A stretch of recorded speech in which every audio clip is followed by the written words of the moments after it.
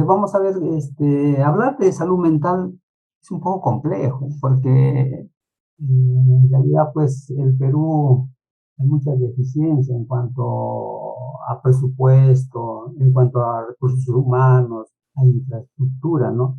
No se cuenta muchas veces con estos que he mencionado para poder dar una cobertura real a la población que necesita la atención, sobre todo para problemas con trastornos mentales, ¿no?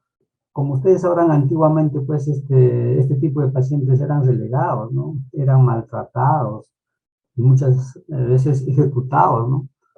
Porque había mucho desconocimiento, definitivamente, ¿no?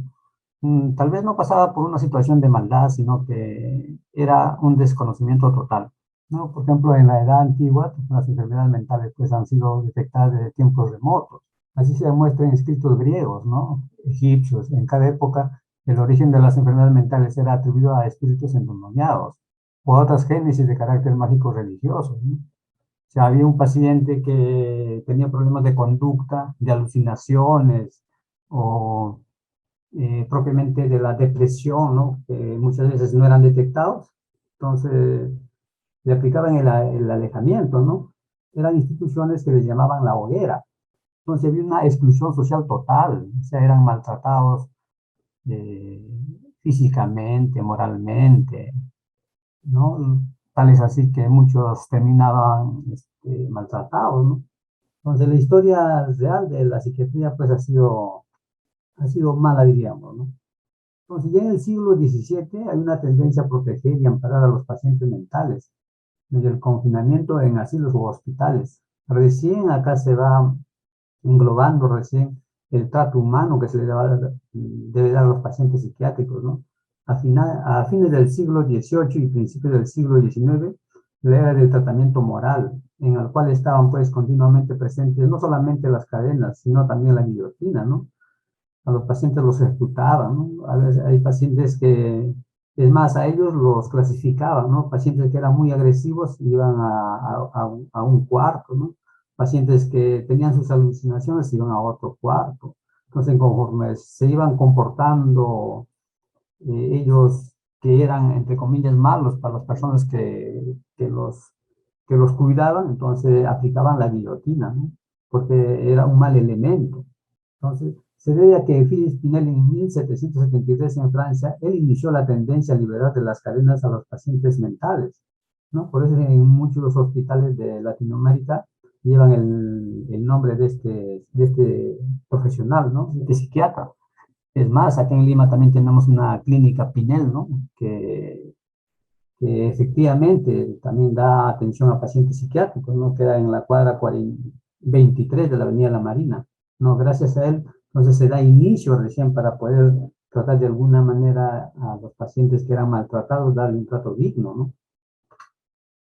Entonces, Virginia Henderson, si hablamos en cuanto a enfermería, en 1953 establece una de las definiciones clásicas de enfermería, considerando a estas como el encuentro con un paciente y su familia. El paciente es capaz de asumir la responsabilidad inherente en plena satisfacción de sus propias necesidades básicas como ser humano, ¿no? Virginia Henderson, pues, dictamina las 14 necesidades del paciente, ¿no? Como es alimentarse, vestirse, cuidarse, escuchar música, tener recreación, pasearse, ¿no? De tal manera que puedan ellos con esas 14 necesidades cubrir plenamente para que la persona o el individuo pueda desenvolverse, desarrollarse dentro de un marco normal, ¿no? En 1852 a 1928 se llamaba, pues, antiguamente las casas de Horacio, ¿no? Y hasta ahora se usa ese término, ¿no? No debemos realmente ya de erradicar esos términos, ¿no? Ustedes habrán escuchado en algún momento, ¿no? Ahí va el orate, ¿no? Entonces, sinónimo de que tiene algún trastorno mental. Ya en 1929 a 1955 cambia la denominación, ¿no? Ya se llama manicomio nacional. Ya en 1955 a 1983 recién se opta por el hospital psiquiátrico, ¿no?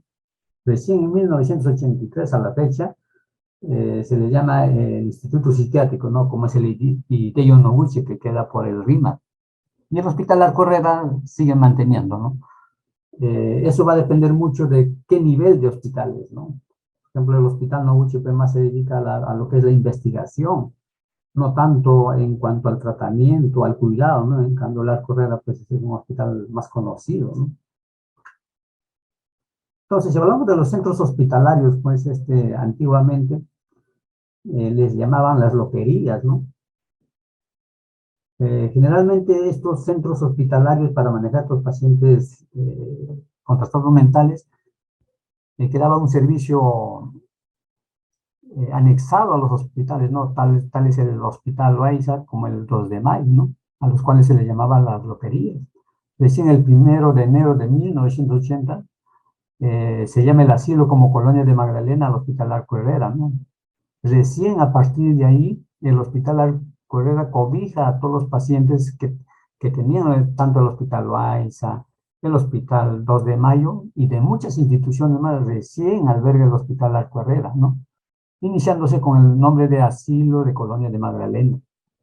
Recién en 1930 se denomina Hospital Víctor Larco Herrera, ¿no? Que como sabemos, pues es un filántropo, ¿no? Él no ha sido, pues, psiquiatra, él no ha sido, pues, no sentaba un título de profesional, ¿no? Simplemente era una persona que tenía una posición adquisitiva, ¿no? Era propietario de muchas extensiones de terreno, ¿no? A los cuales, pues, eh, en base al sufrimiento de estos pacientes, es más, ¿no? Él tenía un familiar cercano con problemas psiquiátricos. Entonces, él dona este terreno con el único fin y propósito de albergar a estos pacientes, ¿no? Porque no tenían, eran excluidos, ¿no? No tenían cabida en los hospitales generales. Entonces, tal es así que en 1961, recién cuando se inaugura el Hospital Emilio Valdizano, que queda por la carretera central. Y en 1982 se inaugura otro hospital también, el Hideo Noguchi, ¿no? Con financiamiento de la Embajada de Japón, ¿no? Al cual pues el Hospital Noguchi más, como vuelvo a repetir, se dedica más lo que es a la investigación, a la docencia, ¿no? Y su capacidad de poder atender a los pacientes es mínima, ¿no? Es reducido, ¿no? Es más, el Hospital Hideo Noguchi, el paciente para que se pueda atender no tiene que ser tan crónico, ¿no? Tiene que estar en una etapa de agudo, ¿no? Presentando síntomas agudos, ¿no? Generalmente atiende a una población joven, ¿no? En cambio, en el Arco Herrera, desde sus inicios, pues, es un hospital que alberga a nivel nacional, ¿no? Capta pacientes de las diferentes regiones. Por eso que ha llegado a un punto en que el hospital ya no tiene capacidad, ¿no? Y por eso es que muchos de los pacientes que se hacían tratar en la Arco Herrera muchas veces pues, no se hacía seguimiento, ¿no? Traía un familiar de provincia, entraban por el servicio de emergencia, entonces el familiar muchas veces daba direcciones falsas, no había un seguimiento. Y muchos de esos pacientes actualmente permanecen, ¿no? Hay pacientes que tenemos, pues, que tienen 50 años, 60 años, imaginan ustedes, ¿no? Según el último estudio que se ha hecho en cuanto a los familiares de los pacientes psiquiátricos, eh, el paciente psiquiátrico dice, por lo menos debe tener un familiar, ¿no? Ya sea, si no es el familiar directo, puede tener un tío, un primo, pero de que a estas alturas buscar al familiar, tantísimos años que han pasado, entonces es complicado, ¿no? Pero sí dice que un paciente psiquiátrico de la coreana sí debe tener por ahí un familiar. Entonces era la forma como es que los pacientes se han ido quedándose en el hospital Alcudera, ¿no? Entonces, la enfermedad mental, según la OMS, ¿qué nos dice? La enfermedad mental o el trastorno mental es una alteración de tipo emocional, cognitivo y del comportamiento, en que quedan afectados procesos psicológicos básicos como la emoción, la motivación, la cognición, la conciencia, la conducta, la percepción, la sensación y el aprendizaje. Cada 10 de octubre se celebra pues el Día Mundial de la Salud Mental con el objetivo de sensibilizar sobre los problemas relacionados con la salud mental y movilizar esfuerzos para ayudar a mejorarlo, ¿no? Entonces nosotros tenemos que, ¿cuál es el rol de enfermería, no? Trabajar con la familia, trabajar con la comunidad, ¿no? Trabajar con las personas que tienen algún puesto político, algún puesto jefatural, ¿no? Para poder nosotros poco a poco ir sensibilizando a la gente de que los pacientes psiquiátricos no deben ser maltratados, ¿no? Nosotros vemos a diario, pues, que en muchas calles, en muchos distritos, ¿no? Están deambulando pacientes. Yo creo que a nadie nos va a gustar deambular, pues, descalzo, ¿no? Sin comer, ¿no? Sin una ropa apropiada para protegerse del invierno, ¿no? Entonces, son cosas que la gente todavía no crea conciencia, ¿no? Y la familia muchas veces, pues, cuando tiene un paciente psiquiátrico, eh, se quiere deshacer, ¿no? Ya se cansa. Entendemos que la enfermedad psiquiátrica, pues, es de por vida, ¿no? Hay patologías que se diagnostica a una persona y tiene que recibir su tratamiento de por vida. Entonces, a la larga, pues, el paciente psiquiátrico es carísimo, ¿no? Si bien es cierto, muchos pacientes tienen el sistema del SIS, pero de alguna u otra manera se tienen que agenciarse de algunas medicinas para poder dar a sus pacientes psiquiátricos, ¿no?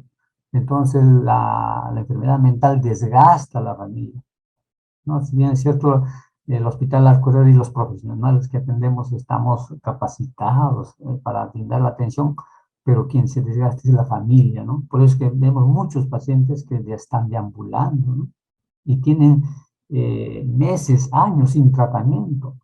No hubo un tiempo en que se hizo un convenio el Hospital Arcolera con el municipio de Lima para captar a los pacientes que estaban deambulando y logramos captar algo de 30 pacientes, ¿no?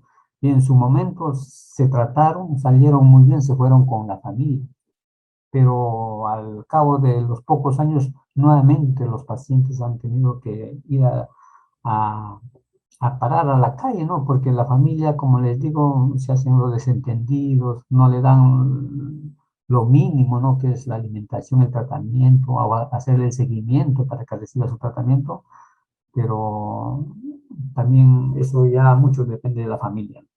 Entonces, la salud mental a nivel mundial, los trastornos mentales a nivel mundial constituyen el 12% de la carga mundial de enfermedades. Hay 450 millones de personas que experimentan problemas mentales o neurológicos en el mundo. Los trastornos mentales están entre las 10 principales causas de discapacidad. Genera un gran impacto social y económico en los individuos, familias y gobiernos. Hay 121 millones de personas que sufren depresión, la segunda causa de discapacidad en el mundo para el año 2020, y el país en desarrollo será la primera causa. Entonces, como ustedes entenderán, por la misma situación que estamos pasando, este problema de la pandemia, entonces se ha incrementado lo que es la depresión, se ha incrementado lo que es la ansiedad. Pues imagínense muchos pacientes con trastorno mental, básicamente lo que predomina es la esquizofrenia. Entonces hay muchos pacientes que han abandonado el tratamiento, ¿no? Hay muchos pacientes que viven en provincias o viven solos. Muchas veces el cuidador solamente es la mamá o un hermano. Entonces es difícil, se les complica muchas veces ahora que se ha suspendido todo lo que es la atención ambulatoria. Entonces peor, ¿no? Entonces el servicio de emergencia del hospital de Córdoba, pues está saturado. No se imaginan ustedes cuántas atenciones diarios realizamos, ¿no? A esto sumado a que la familia muchas veces viene con conflicto. A veces no sabemos si atender a la familia o al paciente, ¿no? Entonces son cosas que está pasando por este problema del coronavirus, ¿no? Entonces, la salud mental en América Latina, por ejemplo, si nos vamos acá cerca, nomás a Brasil, un proceso participativo se construye en una política nacional de salud mental, el desarrollo de los centros de atención psicosocial y el programa Vuelva a Casa, ¿no? Ellos, por ejemplo, tienen un sistema de que les dan la atención de forma ambulatoria y ellos retornan a su domicilio, o sea, hay un seguimiento más continuado, de tal manera que el paciente no pueda recaer, ¿no? Está pendiente del tratamiento.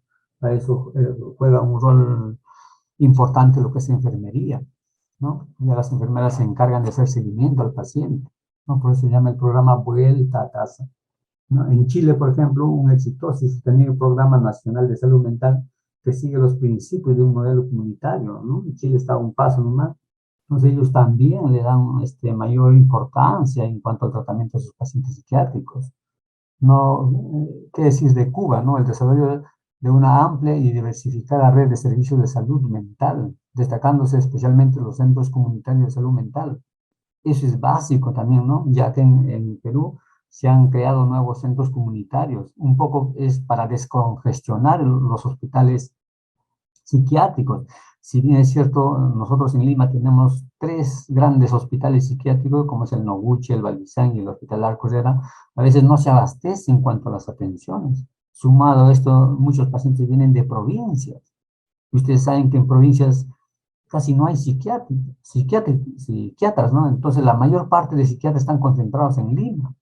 Muchos de los psiquiatras van solamente a hacer una campaña, ¿no? O tienen sus días que van a atender, ¿no?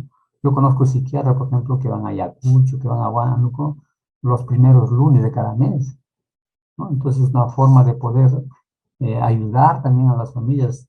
Muchas veces ellos no pueden viajar por problemas económicos. Entonces, ¿cómo está la salud mental en el Perú?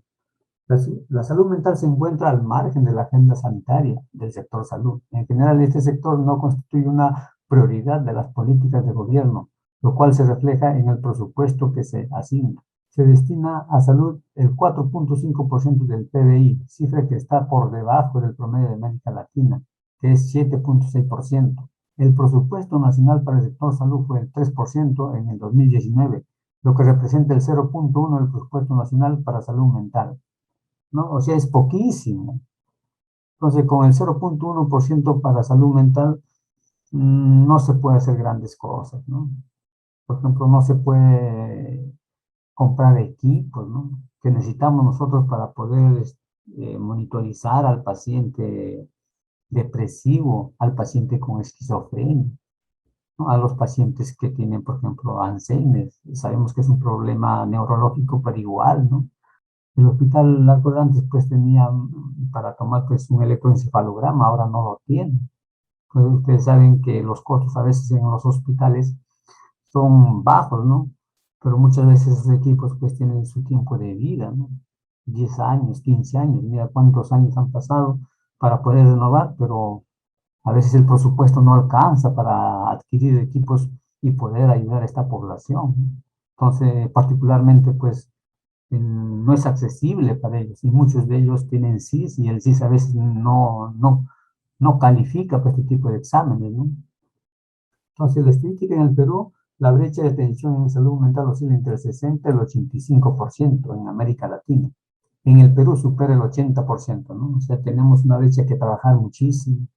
Cada 40 segundos se suicida una persona en el mundo. Casi el 50% de los trastornos mentales inicia antes de los 14 años. ¿No? Es fundamental diagnosticar precozmente lo que es la enfermedad mental, ¿no? Por ejemplo, en el caso de la esquizofrenia, en el caso de la depresión, de la ansiedad, ¿no? Son situaciones que se puede detectar a tiempo y con un tratamiento oportuno creo que puede ser llevadero convivir con un paciente psiquiátrico. Entonces, las estadísticas en el Perú, el consumo, por ejemplo, nocivo de alcohol provoca cada año 2.5 millones de muertes. Los trastornos neuropsiquiátricos causan un tercio de las pérdidas por discapacidad, supone el 13% de la carga de morbilidad total. En el Perú es la primera causa de carga de enfermedad. El 4% de las personas solo acceden a servicios de salud. Entonces, poquísimo. Entonces, ¿qué dice el reglamento de la ley 29889? ¿No? Importantísimo. El 5 de octubre de 2015 se promulgó el reglamento de la ley del 2989 con el decreto supremo a ser atendido cerca a su domicilio, a no perder su vinculación familiar, a emplear la hospitalización como último recurso terapéutico. No, y eso no se da, ¿no? Muchas cosas pues están dictadas en la misma Constitución, pero no se aplica. Y esto mucho se debe pues al presupuesto, ¿no? Entonces el paciente, no esperemos al paciente psiquiátrico que se agudice su problema Entonces, la familia interviene ya cuando el paciente realmente necesita una hospitalización. A eso no debemos llegar, ¿no? Un paciente psiquiátrico, si bien es cierto, se diagnostica, se trata y sale de alta, entonces tenemos que hacerle seguimiento para evitar que, que incremente más el costo a la familia. O sea, mientras un paciente tenga seguimiento, entonces va a menorar costos a la familia, costo a la institución, costo al Estado. Entonces, siempre que conozcamos nosotros un paciente cercano, familiar, entonces concienticemos, ¿no? A que debe recibir un tratamiento continuado y evitar las recaídas, ¿no?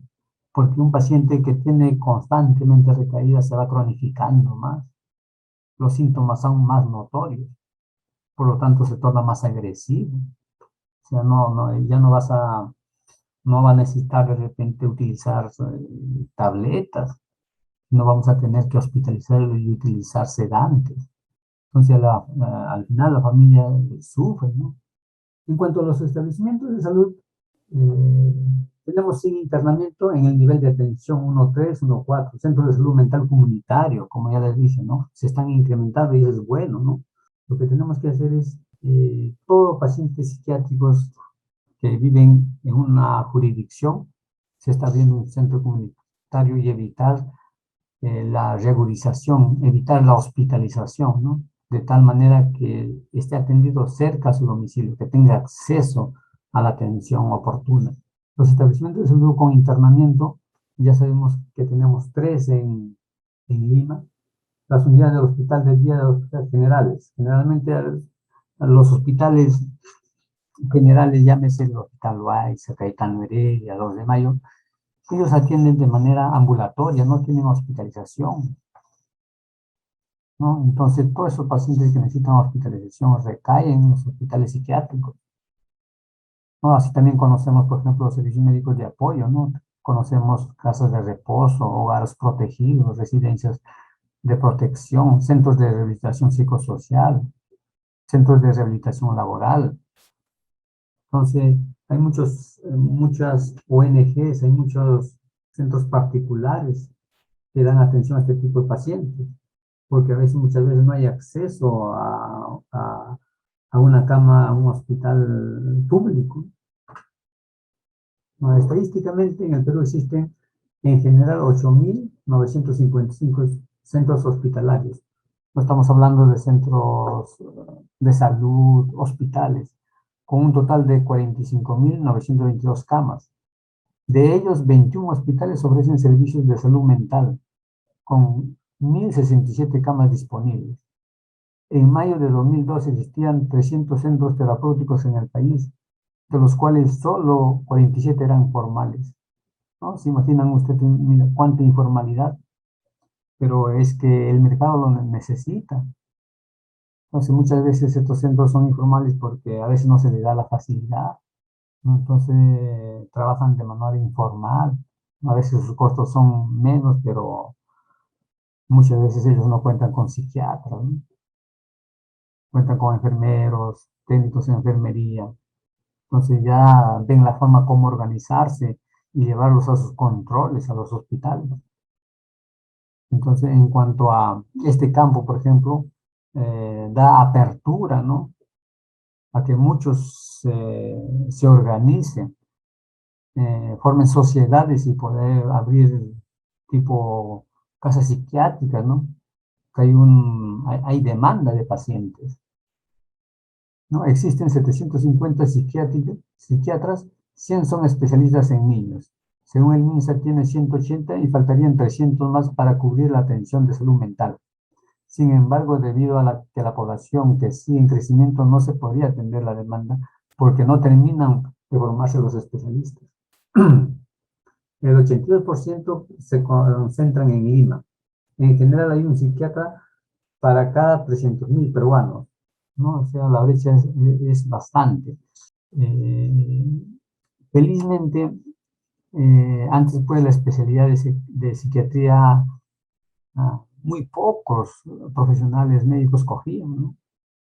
Hoy actualmente tiene acogida, ¿no? Y estamos viendo que están saliendo muchos psiquiatras. Esperemos que la brecha se acorte, ¿no?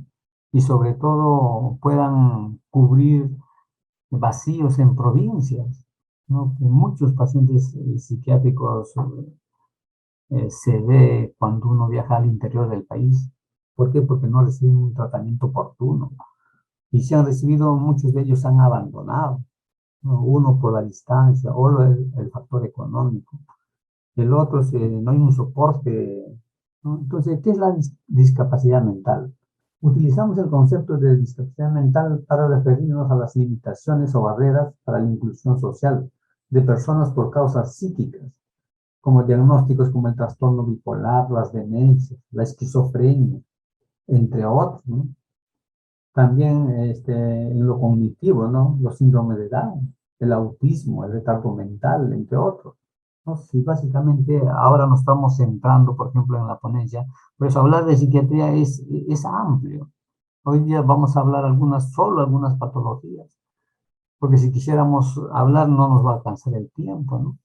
Hay una población que aún todavía no se puede tocar, ¿no? Como los síndromes de Down, los pacientes autistas, los pacientes con retardo mental, ¿no? Si bien es cierto, por ejemplo, nosotros en el Hospital Arcureda tenemos un servicio especial, lo que es para la atención con retardo mental, ¿no? Tienen un comportamiento que de niños de 3 4 años, ¿no? O sea, así como tenemos un departamento de retardo mental, también tenemos pacientes agudos, pacientes crónicos, pacientes geriátricos, ¿no? Que tienen muchísimos años en el hospital, ¿no? A pesar que ellos tienen un tratamiento continuado las 24 horas, a pesar de ellos, muchos recaen, ¿no? Imagínense pacientes que descontinúan el tratamiento o no reciben su tratamiento oportuno. Entonces, la situación se vuelve difícil, ¿no? Vivir con un paciente psiquiátrico es tormentoso, ¿no? Si vive solo, o por lo menos afrontar, la familia tiene que organizarse para poderlo manejar al paciente, ¿no? Porque, como ya les dije anteriormente, hay un desgaste en la familia, no solamente físico, sino económico.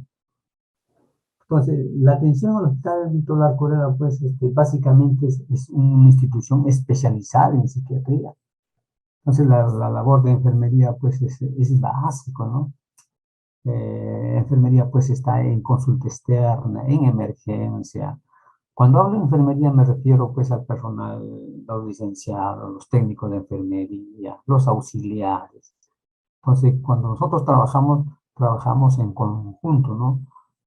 Sacamos el término de enfermería, englobamos a todos, todos nos involucramos en cuanto a la atención del paciente psiquiátrico, porque se trabaja en equipo, ¿no? Más aún en psiquiatría y sobre todo en emergencia y en los diferentes servicios, porque uno no puede trabajar de manera muy individual como profesional o como persona. Todo está englobado, todo está sincronizado, ¿no? Una parte jala a la otra para poder avanzar con el paciente. Entonces, en la atención hospitalaria del Hospital Alcoyana manejamos pues la depresión, la ansiedad, la esquizofrenia, el retardo mental, la farmacodependencia, ¿no? Pacientes que consumen estupefacientes, alcohol, ¿no? El rol de enfermería es básico, ¿no? Porque nosotros estamos las 24 horas del día supervisando, vigilando al paciente. Y más aún con esta patología, ¿no? Nosotros no podemos perder de vista. ¿Por qué? Porque estos pacientes, de acuerdo a la patología, por ejemplo, un paciente esquizofrénico, con ideas de daño, con ideas de referencia, se, se van en un cerrar de ojos. Entonces tenemos que estar pendientes en cuanto a su cuidado.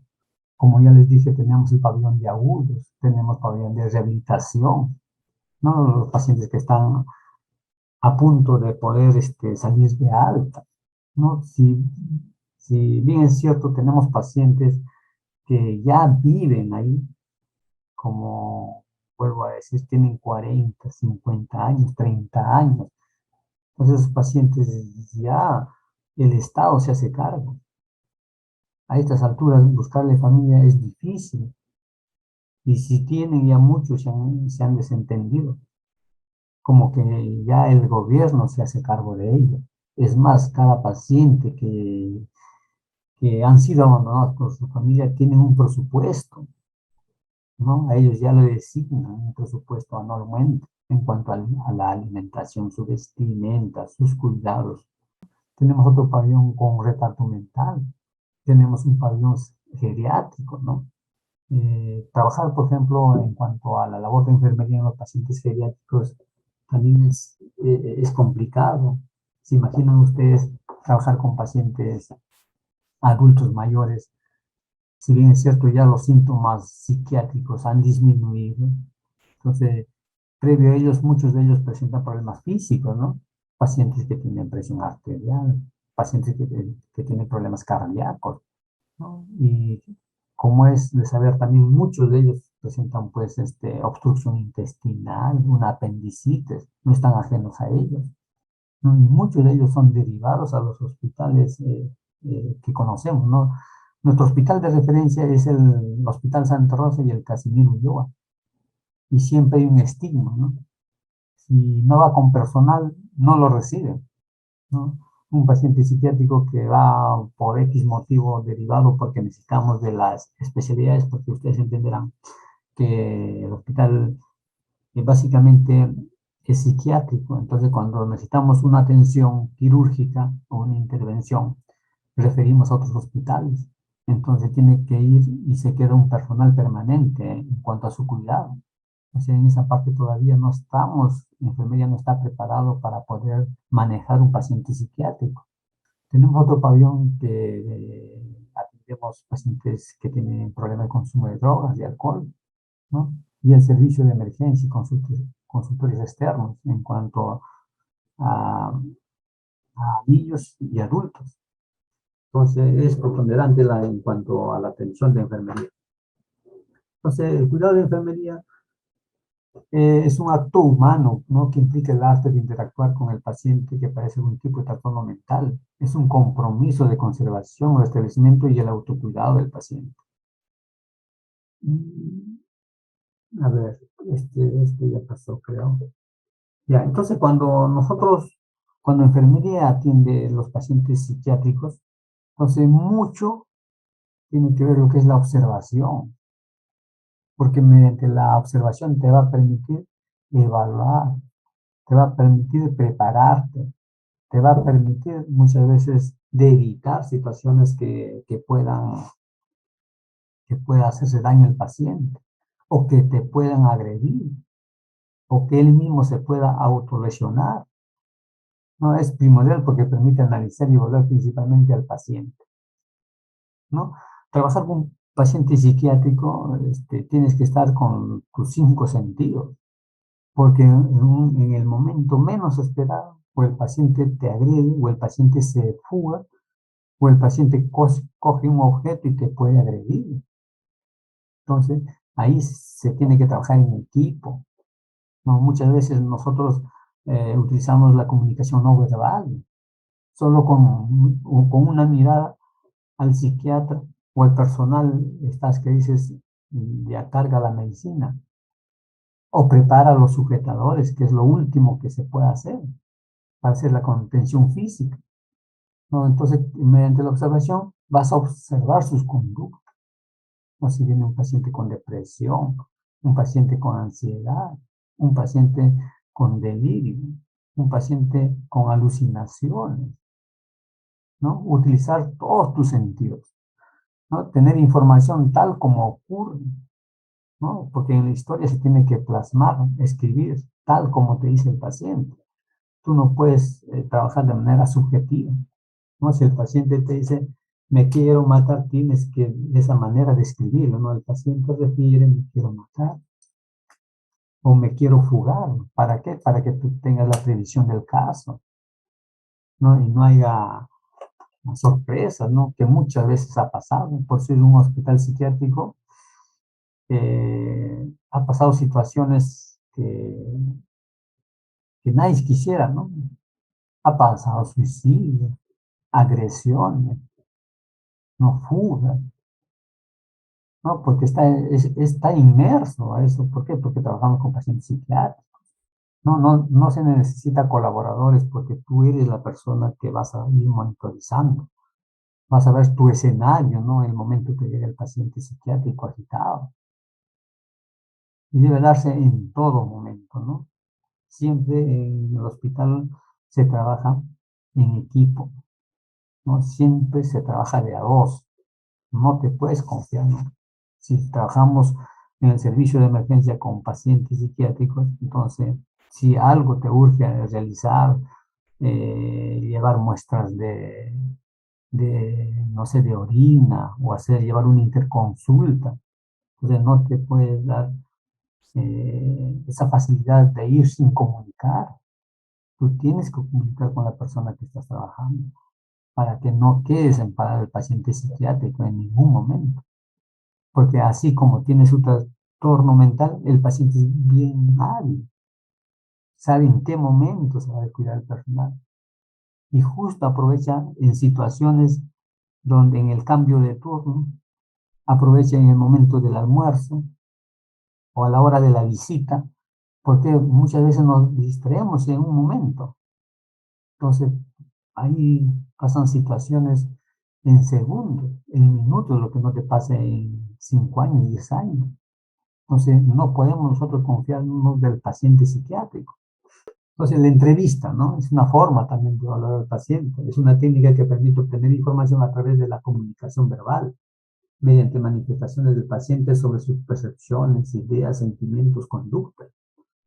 ¿No? Muchas veces los pacientes con depresión, con ansiedad, muchas veces a veces al psiquiatra no le dice. O sea, nosotros tenemos que ganarnos la confianza del paciente. Y muchas veces refiere cosas que a él le incomodan o le perturban, ¿no? Te dice sus sentimientos. Entonces, nosotros tenemos que trasladarlo. Ahí se trabaja en equipo y comunicar para que el psiquiatra tenga la referencia y pueda dar una buena medicación, ¿no? Sobre todo con los pacientes que tienen alucinaciones. Muchas veces estos pacientes pues tienen ideas comandatorias, ¿no? Por eso que muchas veces en las noticias se escucha, pues, ¿no? Que hijo mató a su papá, que hermano mató a su otro hermano. Muchas veces, a veces se dan con la sorpresa que ya tenía rasgos psiquiátricos, ¿no? Entonces recibe órdenes comandatorias cuando alucinan los pacientes psiquiátricos. Y esto se ve permanentemente en el servicio de emergencia, en los servicios de hospitalización, cuando los pacientes recaen. No, entonces la entrevista muchas veces tiene que ser privada, ¿no? Cordial, darle confianza al paciente. Tono de voz adecuado, sobre todo en los pacientes que tienen depresión, ansiedad, porque mucho va a depender el trato a un paciente en cuanto al diagnóstico. No muchas veces el paciente esquizofrénico es demandante, se torna eufórico, amenazante, mientras que el depresivo no, está cabizbajo, está deprimido. Entonces va a depender mucho, ¿no? Mostrar interés por ayudarlo, ¿no? Eso sí, siempre hay que brindarlo porque es una forma de que el paciente pueda colaborar con nosotros. Comenzar con las molestias actuales, ¿no? ¿Cómo te puedo ayudar? ¿O qué sientes? O sea, a veces el paciente tiene confianza y nos dice sus sentimientos. ¿Qué se evalúa en el examen mental? ¿No? Características físicas como viene el paciente, ¿no? Adelgazado, obeso. Muchas veces los pacientes como son abandonados, están adelgazados, ¿no? Su higiene nos va a dar una evidencia de que tan abandonado está el paciente. Su vestimenta, muchas veces pacientes que acuden al hospital no se cambian su ropa meses, ¿no? Actitud hacia el examinador, si está colaborador, desconfiado, temeroso, hostil, ansioso, tenso, tranquilo, agresivo, indiferente, suspicaz. No mucho tiene que ver también el gesto, la postura, la marcha del paciente, ¿no? Un paciente que está agresivo pues se va a poner, ¿no? De manera intentando pues agredir, no su gesto, ¿no? De cólera, de rabia, de ira. Entonces, ¿para qué? Para nosotros prevenir. Ese es el cuidado básico de la enfermería. Entonces, una de las patologías que más predomina en cuanto a las atenciones, tanto de consulta externa, tanto de emergencia, es la esquizofrenia. ¿No? ¿Y qué es la esquizofrenia? Es un trastorno mental que deteriora la capacidad para pensar, dominar las emociones, tomar decisiones y relacionarse con los demás. Es una enfermedad crónica y compleja. Los primeros síntomas se detectan entre los 15 y 25 años, siendo más grave cuando antes se inicia, ¿no? Entonces, es básico detectar la enfermedad de esquizofrenia tempranamente. Cuanto más distante a la edad aparece la esquizofrenia, es de buen pronóstico. ¿Qué quiero decir con esto? Si la esquizofrenia detecta a un familiar, a un amigo a los 30, 40 años, es de mejor pronóstico que hacer el diagnóstico que tenga 15 años, 16 años, 17 años, 20 años, ¿no? El pronóstico es malo. ¿Por qué? Porque lo va a discapacitar. Hay muchos jovencitos con este problema. Abandonan el trabajo, abandonan los estudios, por más que se esfuercen. Pero a veces como la familia o el entorno no entiende lo complejo que es esta enfermedad, insiste y persiste. Lo único que están haciendo más es perturbar al paciente esquizofrénico, porque su capacidad no le da. Entonces, si ellos se atienden oportunamente, van a tener la orientación adecuada. No, si no estudia, pues habrá otras alternativas de poder proponer. Para eso tenemos que trabajar con la familia. Por eso es que siempre se dice mente dividida, ¿no? La división entre la persona y la realidad. Viven otras realidades, ellos viven su mundo, ¿no? Por eso es básico el tratamiento psiquiátrico. Muchos de estos pacientes pues acuden al servicio de emergencia y muchos de ellos se quedan hospitalizados hasta poder estabilizarlos, ¿no? Y nuevamente retornen con la familia y a veces esto se vuelve un círculo vicioso. Salen de alta, estaba un tiempo bien en su casa y nuevamente recaen porque no se está haciendo el seguimiento adecuado, porque la familia no trae la consulta, ¿no? La enfermería, los psiquiatras, los psicólogos hacemos todo el esfuerzo, pero a veces la parte débil es la familia.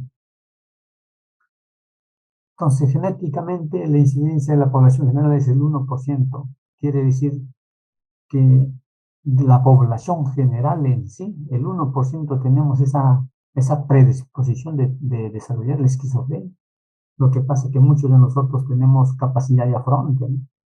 No nos decaemos frente a una situación adversa, ¿no? Frente a una ruptura conyugal, ¿no? Una pérdida de un familiar cercano.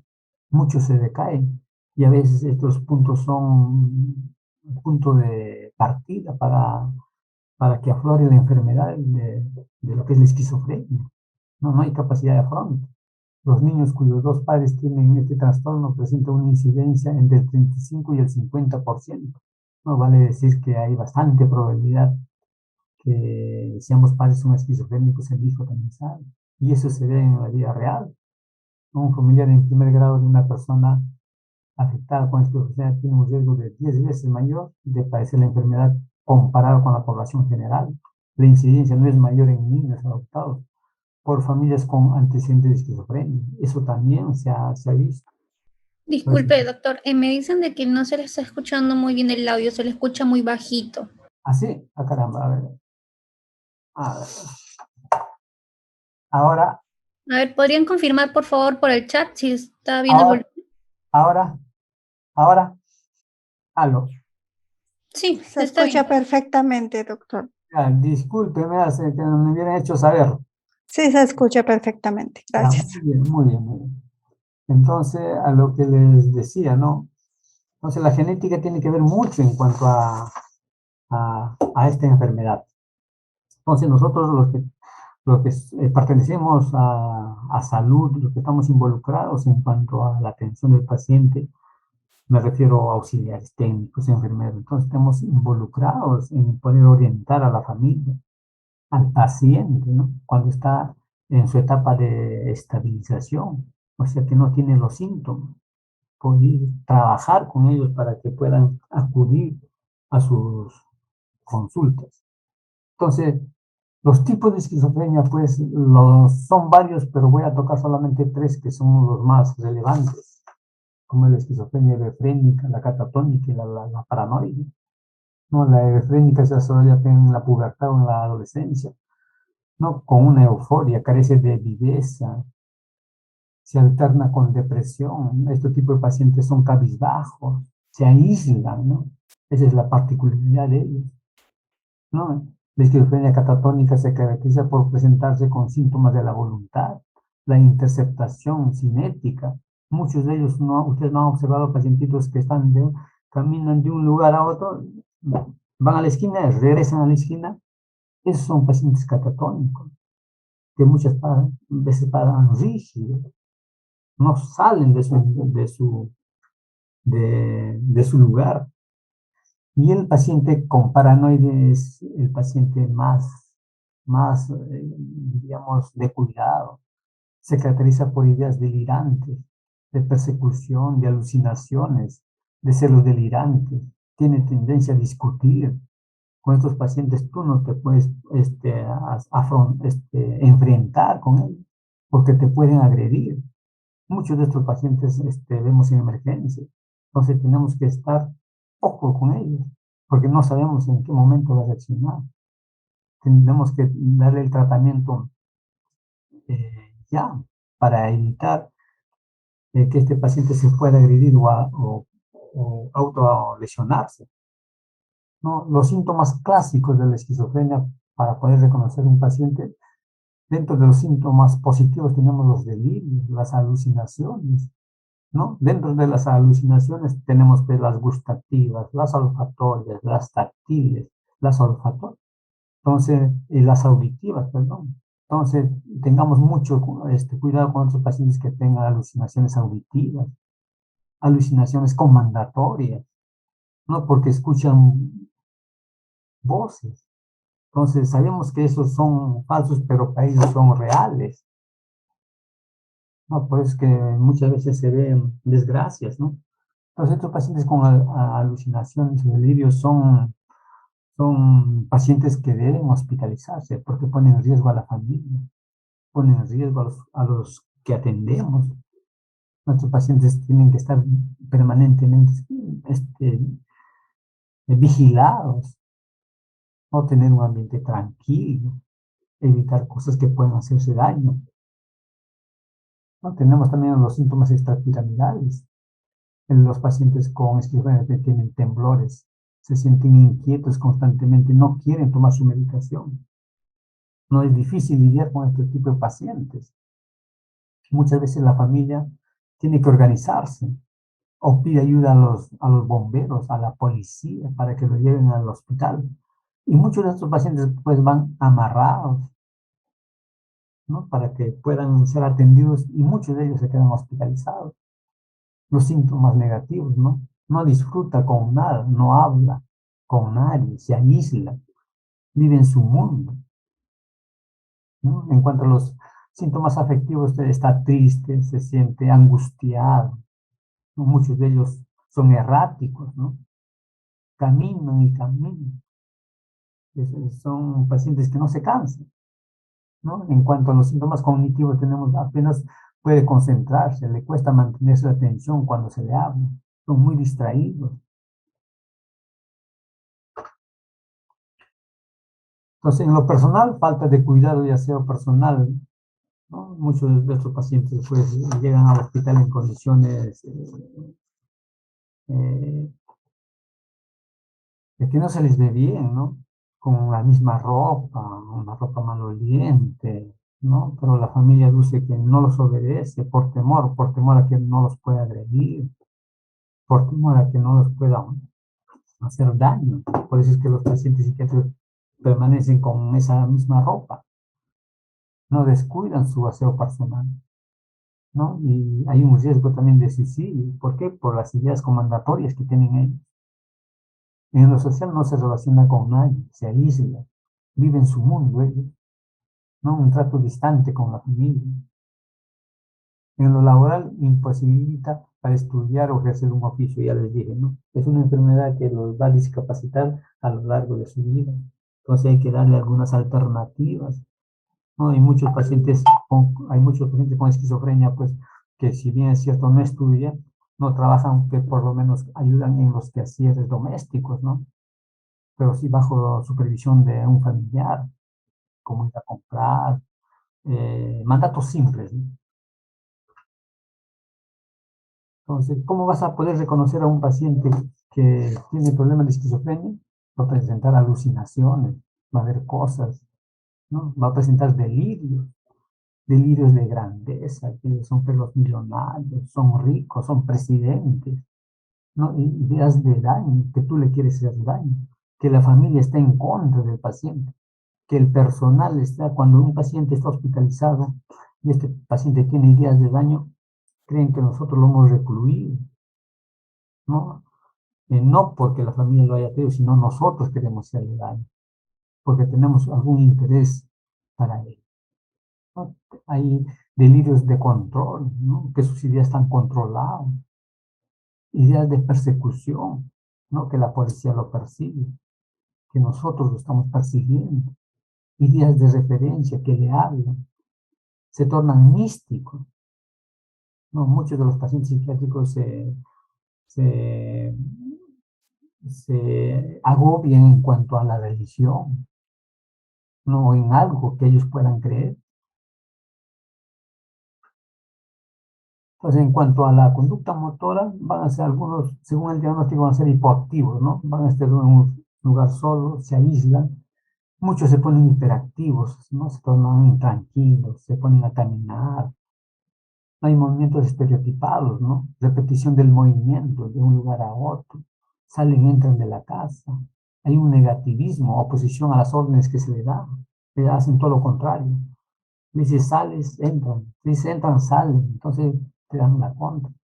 Hay impulsos altos en forma disruptiva, ¿no? La cleptomanía. Entonces fácilmente cogen, ¿no? Y se niegan rotundamente. Hay una compulsión, ¿no? Impulsos que llevan a la ejecución de actos repetitivos o rituales. En cuanto al lenguaje, ¿no? Hay soliloquios. Por eso que muchos pacientes, cuando uno va por la calle, y muchos de ellos se hospitalizan, hablan solo, en voz baja.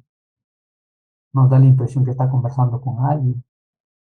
A veces, muchas veces, estos pacientes no le puedes interrumpir porque te pueden agredir, como que estás interrumpiendo su conversación, ¿no? Por eso hay que manejarlo muy sutilmente ahí, ¿no? Muchas veces se ponen mutistas, ¿no? La ausencia del lenguaje hablado. No hablan, se tornan callados. Hay una coprolalia, ¿no? Utilizan un lenguaje procaz, obsceno, ¿no? Hay verborreas, pacientes, muchos de ellos a veces se tornan exageradamente el lenguaje hablado. No permite que tú le digas nada. Hay incoherencias, ¿no? El curso se disgrega, hay confusión verbal. Entonces, el tratamiento esquizofrénico pues, va a depender de muchas líneas, ¿no? Principalmente el psicofármaco, ¿no? Como son los ansiolíticos, los antiparkinsonianos, los sedantes, los antipsicóticos, que son los más utilizados, ¿no? Entonces, un paciente oportunamente es diagnosticado y tratado, yo creo que puede convivir con la familia. Dentro de los antipsicóticos tenemos mucho, entonces la función de enfermería pues, es que estos pacientes tomen su medicación porque son muy hábiles ellos, no esconden la medicación. ¿Por qué? Porque creen que están bien. Entonces hay que verificar que los pacientes psiquiátricos ingieran su medicina, ingieran sus alimentos, ¿no? Una vigilancia permanente. Y dentro de los tratamientos también para esquizofrenia, tenemos la electroconvulsivante, ¿no? Que es el famoso electroshock, ¿no? Este es un tratamiento antiguo, pero hasta la actualidad se aplica, ¿no? Que es una descarga eléctrica. Ustedes no se imaginan en qué consiste este tratamiento. Más adelante voy a hablar brevemente. La terapia psicosocial, ¿no? La musicoterapia los ayuda mucho. La foto que ustedes ven es una foto del hospital del pabellón de agudos. Todos los que están de rojo son los pacientes. Mira cómo participan activamente. Se incentiva mucho lo que es la musicoterapia, ¿no? La improvisación, muchos de ellos participan, salen a cantar, a bailar. La recreación, ¿no? Hacen chakra, pintado, hacen composición, solos hacen sus actuaciones, ¿no? Pero eso sí, bajo supervisión permanente. No te puedes confiar de ellos a que queden un momento solos. Uno, que se pueden agredir, se pueden fugar. Entonces la vigilancia tiene que ser permanente. Entonces, uno de los grandes problemas que tiene esta patología son las recaídas, ¿no? Los acontecimientos estresantes, ¿no? Un paciente que tiene, pues, tratamiento, no puedes tú discutir con él o confrontar de algo que tal vez la familia tenga razón, porque lo vas a exponer a que el paciente recaiga o te pueda agredir, ¿no? Las relaciones conflictivas son prolongadas. Entonces, cuanto más a diario se presente este problema, estás vinculándolo a que él presente su cuadro, no se agudice su cuadro. Y otro de los grandes problemas es la interrupción del tratamiento. Muchos de los pacientes recaen porque no se está cumpliendo con esto. Si bien es cierto, en el Hospital Alcolea se da la atención, salen, digamos, estabilizados, el gran problema está en la familia, ¿no? Entre el hospital y la casa. Muchas veces el primer mes recibe el tratamiento, pero como esto, como en los pacientes psiquiátricos, a veces no hay conciencia de enfermedad, ¿no? Entonces, al cabo de un mes ellos ya creen que están bien. Y de verdad, pues no tienen los síntomas que los molestan, entonces ellos creen haber sanado. Pero ustedes entenderán que el paciente con diagnóstico de esquizofrenia tiene que recibir un tratamiento de por vida, tiene que ser un tratamiento supervisado, vigilado, ¿no? Por eso que en el Hospital Alcohólica tenemos un programa que se llama el NAP, ¿no? Es un programa donde se les da el tratamiento parenteral, en este caso intramuscular, y mensualmente vienen a recibir su ampolla. Evitamos de que el paciente ya pueda tomar sus pastillas y se ha estado manejando muy bien, ¿no? Hasta que llegó la pandemia, pues imagínense ahora que muchos pacientes no han recibido, entonces estos meses que van a venir van a ser de mucha demanda para la alcoholera, a pesar que todavía no se puede reaperturar de consultorios externos, ¿no? Entonces, las fases de la esquizofrenia, pues tenemos la forma aguda, ¿no? Eso es lo que no queremos que se presente en el paciente, porque al servicio de emergencia llegan los pacientes con síntomas agudos, ¿no? Con alucinaciones, agresivos, violentos, ¿no? Y muchos de ellos se quedan hospitalizados, porque es una urgencia, ¿no? Porque evitamos que la familia se exponga, porque la familia no lo puede manejar. Entonces tenemos otra fase de continuación, que es la fase donde el paciente tiene que estar medicado, y la fase de estabilización, donde el paciente recibe su tratamiento, se va a su domicilio. Entonces tú lo observas, tú lo ves, el paciente está fuera de los síntomas. Entonces, otro de los grandes problemas que tenemos que se presenta en el hospital a diario, tanto en consulta externa, por ahora no, pero sí por emergencia, es la ansiedad. No es otro problema más aún con el problema del aislamiento social, del distanciamiento del coronavirus, más aún con el tan solo pensar no contagiarse. Hay muchas personas que han agudizado su situación. No, ustedes no se imaginan los pacientes que sufren de problemas de ansiedad, agregarle más este problema del coronavirus. De repente a ustedes les ha pasado, ¿no? Que muchas veces han ido a lugares donde hay personas ya exageradas, ¿no? No hay nadie al costado, pero están echando alcohol. No, nadie se ha sentado, pero rocian a todo a su alrededor alcohol. Entonces son pacientes que están sufriendo una ansiedad por no coger el coronavirus. Entonces uno fácilmente puede reconocer, ¿no? Entonces la ansiedad sostiene que todas las conductas son aprendidas y en algún momento de la vida se asocian a estímulos favorables o desagradables, adoptando así una connotación que va a mantenerse posteriormente. La ansiedad es el resultado de un proceso condicionado, de modo que los sujetos que la padecen han aprendido erróneamente a asociar estímulos en un principio neutro, con acontecimientos vividos como traumáticos y por lo tanto amenazantes, de manera que cada vez que se produce contacto con dichos estímulos, se desencadena la angustia asociada a la amenaza. Efectivamente, la ansiedad, pues, y hay tipos de ansiedad, ¿no? Es bueno saber qué tipo de ansiedad es, frente a qué tipo de ansiedad estamos para poderlo nosotros manejar. Así como en esquizofrenia hay tipos, en ansiedad también hay tipos. Entonces va a depender mucho del diagnóstico para nosotros tener el manejo de enfermería. Entonces la ansiedad es un conjunto de enfermedades mentales en los que la ansiedad es el síntoma fundamental, ¿no? Se tornan ansiosos, comunes e incapacitantes, tienen un alto impacto social, personal y en las relaciones sociales. Tenemos trastorno de pánico, acá vamos con los tipos. El famoso TOC, ¿no? Trastorno obsesivo compulsivo, ya habrán escuchado ustedes, la fobia social, trastornos de estrés postraumático, trastornos de ansiedad generalizada, las reacciones al estrés grave y trastornos de adaptación. Entonces, es bueno saber qué tipo de trastorno está padeciendo el paciente para nosotros poder dar el cuidado de acuerdo al diagnóstico, ¿no? Por ejemplo, acá tenemos lo que es la ansiedad generalizada, se caracteriza por una ansiedad por preocupación persistente y excesiva por actividades o eventos, incluso asuntos comunes de rutina durante el día. Perturba su tranquilidad, no está en paz consigo mismo. La preocupación es exagerada y desproporcionada con respecto a la situación actual, incontrolable y afecta la forma en que se sienten físicamente, esperan lo peor de la vida, consecuencias catastróficas.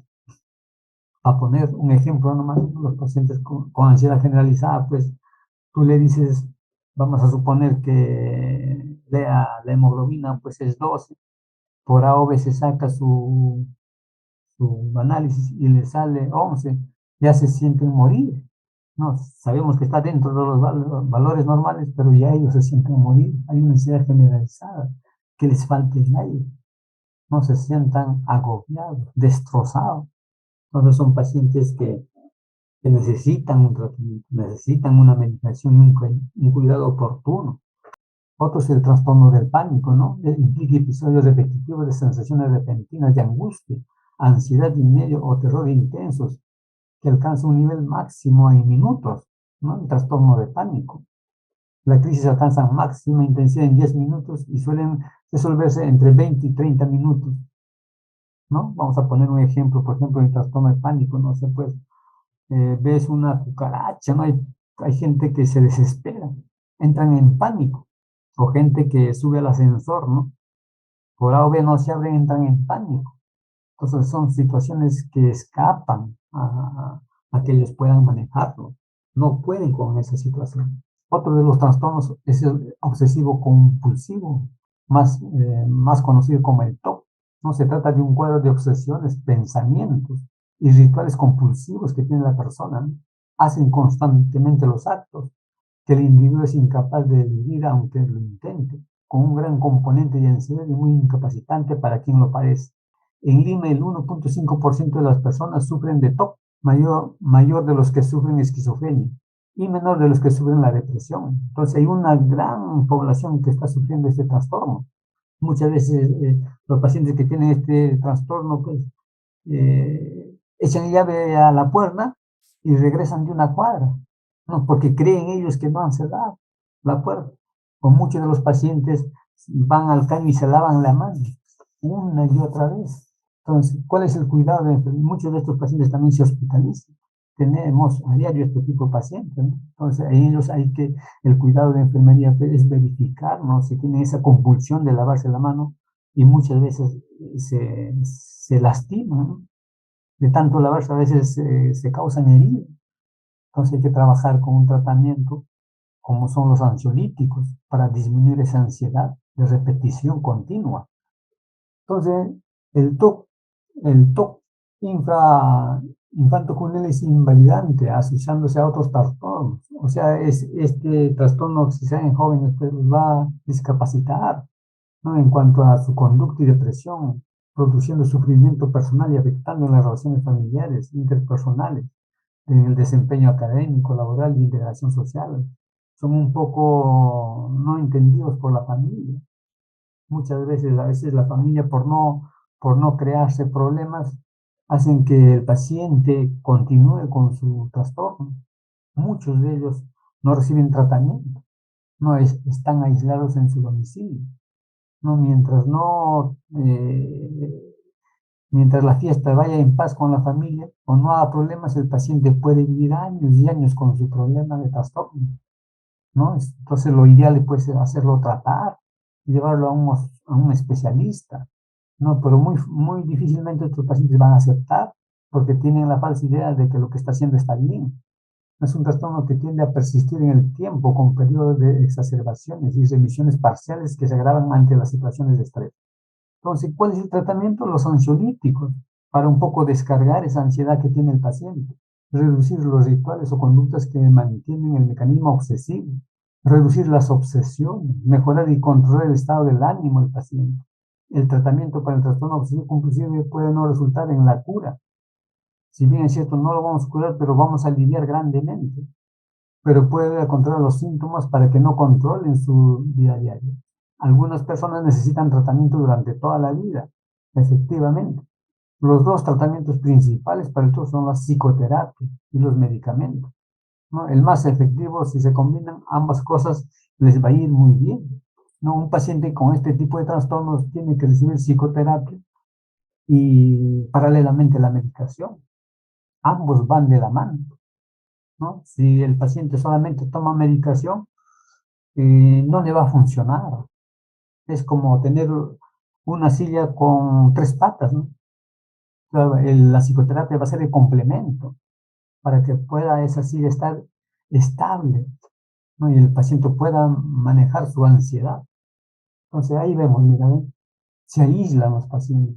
Entonces hay que tener una psicoterapia, atención de enfermería, administrándose el tratamiento de los ansiolíticos, observación permanente, que no se cause laceraciones, heridas el paciente, ¿no? Pero tiene que ser un diálogo constante de poder eh, erradicar esa falsa idea que tiene el paciente, ¿no? Tiene que ser visto por un especialista, ¿no? Por eso es que para este tipo de pacientes se trabaja en equipo, ¿no?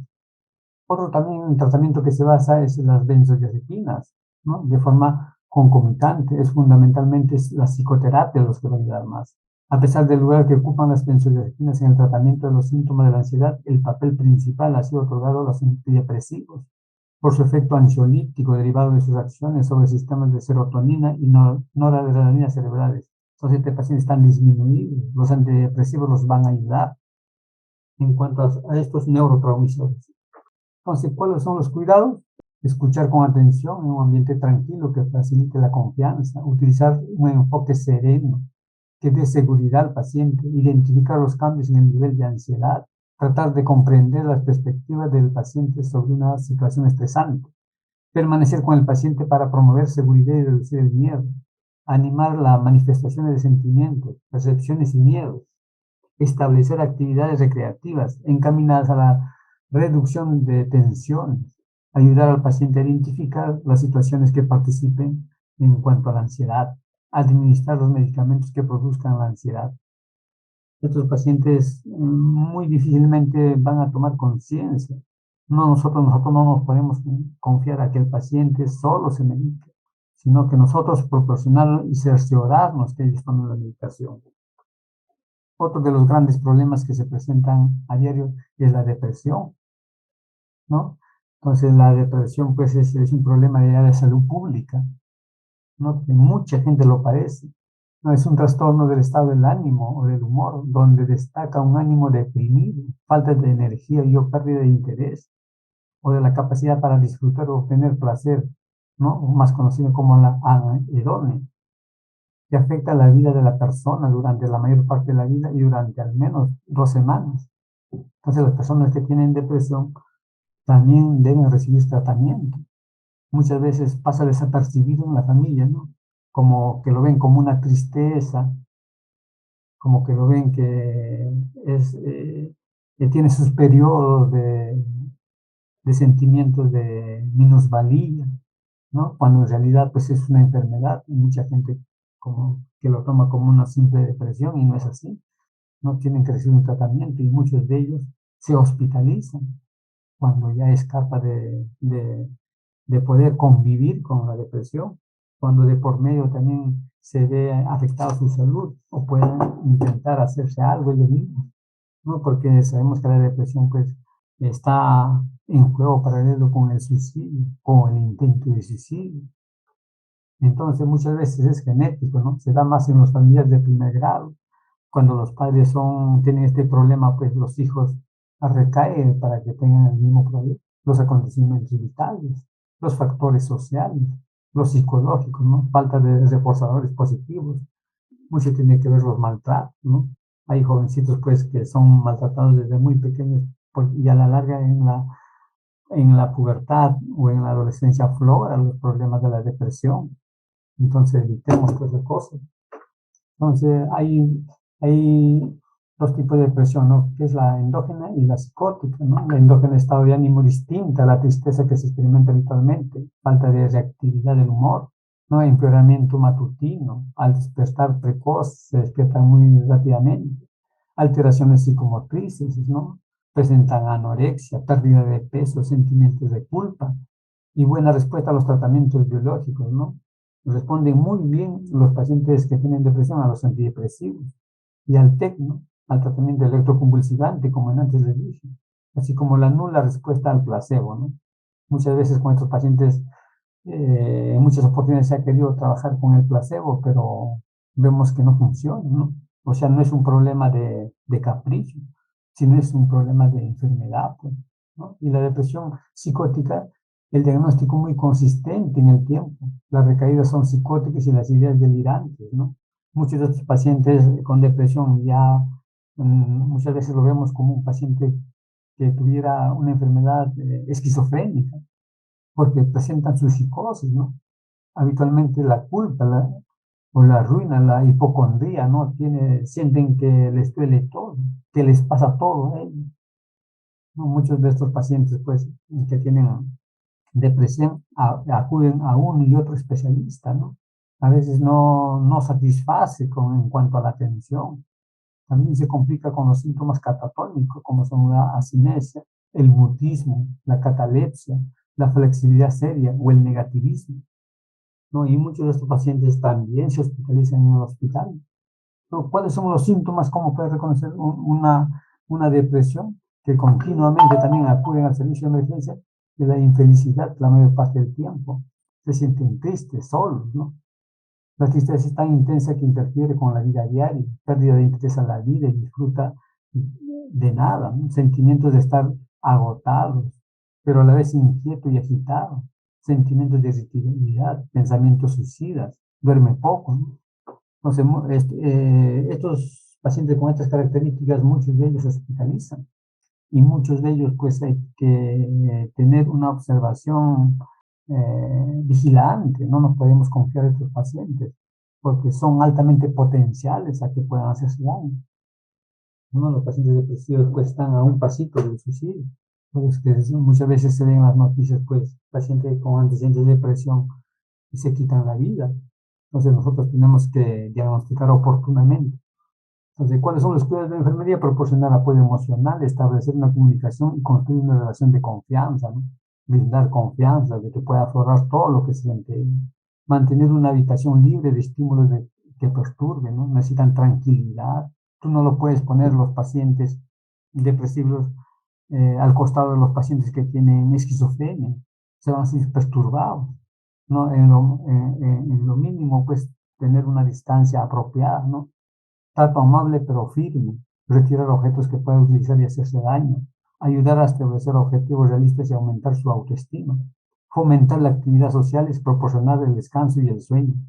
Acá vamos a ver un temita que es la agitación psicomotriz, ¿no? Que es que lo puede presentar tanto un paciente que tenga problemas de ansiedad, lo puede presentar un paciente que tenga problemas de depresión, lo puede presentar un paciente que tenga esquizofrenia y muchas más, ¿no? La agitación psicomotriz, pues, es característico en este tipo de pacientes que acabo de mencionar, ¿no? Es un síndrome clínico, es un estado de hiperactividad motora, es una urgencia psiquiátrica, ¿no? Muchos de estos pacientes, pues, se hospitalizan, ¿no? Son agresivos, violentos, y muchos de ellos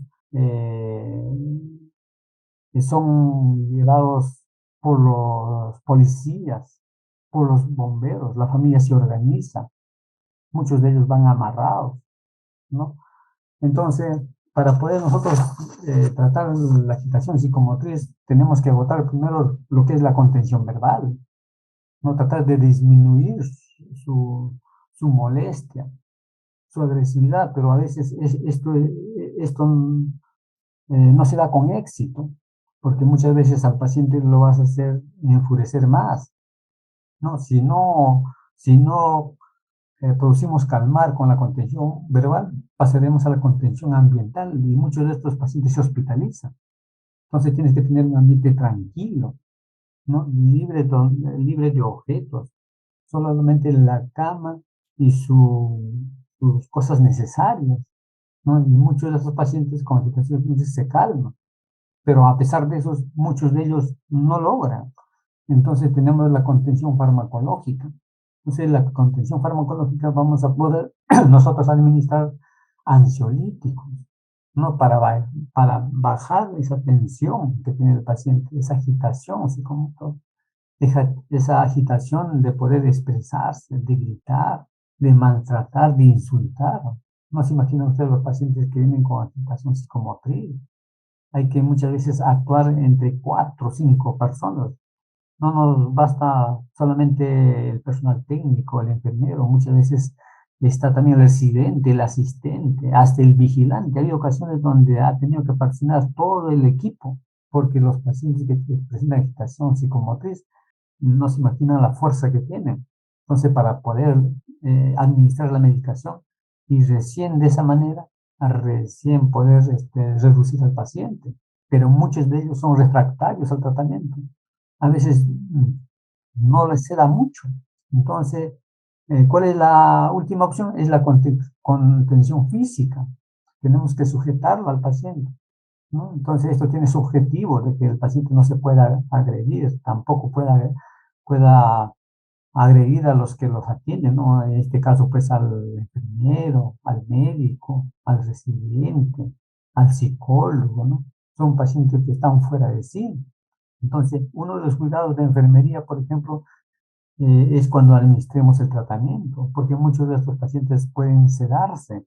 Entonces, nosotros tenemos que evaluar la sedación, ¿no? Entonces, sabemos que hay una sedación leve, una sedación moderada, hay una sedación profunda. En la sedación leve, pues el paciente por lo menos intenta verbalizar algunas palabras. En la sedación moderada, por lo menos el paciente intenta mover algún miembro, ya sea el brazo, el pie.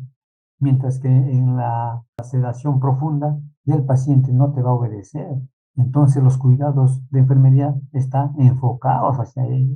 Evitar que el paciente no se pueda aspirar, posición lateralizar, ver la ventilación del paciente.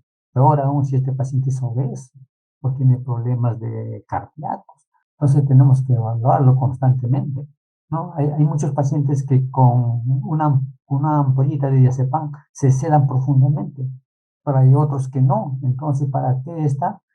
Entonces, aplicamos lo que es la contención física por un tiempo.